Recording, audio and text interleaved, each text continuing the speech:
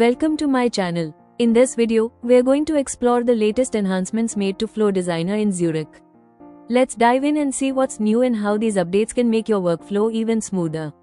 The first enhancement is the Auto Save feature. Workflow Studio now automatically saves flows while you are editing. This means that every time you activate a flow or add a flow step, your changes are instantly saved. No more worrying about losing progress, your work is always up to date. Now, let's have a look at this feature directly in the system, here on the flow. I've just made some changes in the trigger condition, and as soon as I click on save, notice what happens at the top.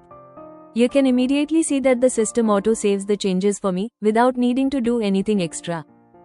The second enhancement is you'll now find the history option available on the right side, along with data and help. When you click on history, you can view all versions of the flow, from the very beginning up to the latest.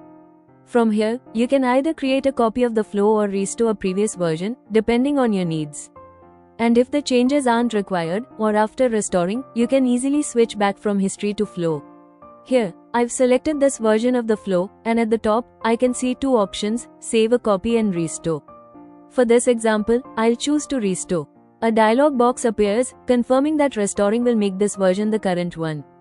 And now, you can see that the restored version has become the active version. But then, I realize I actually need the previous version that I just overwrote as well. So this time, I'll select the current version, and instead of restoring, I'll choose Save as Copy. This instantly creates another flow, allowing me to keep both versions available.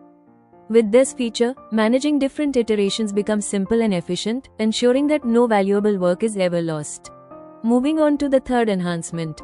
Here, I've made some changes again to the trigger condition. And this time, instead of clicking on the regular save button, I'll go to the top right corner and use the Force Save option. The Force Save option allows you to manually save your changes instantly, giving you full control whenever needed.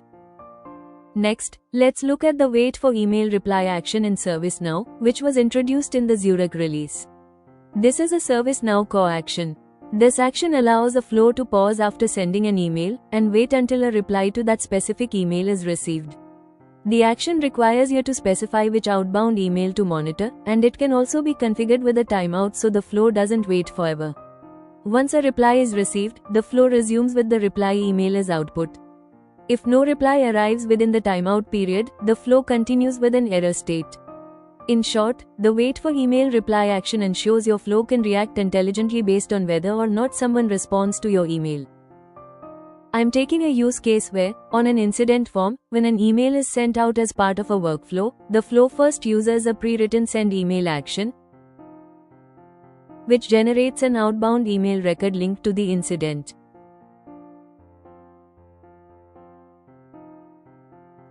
Then, the flow uses the Wait for Email Reply action to pause until a reply to that specific email is received.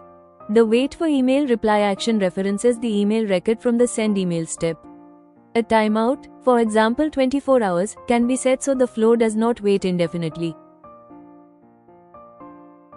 Can set up a schedule from available schedules. Once a reply is received, the flow resumes, allowing the incident to be updated with the reply content or processed further.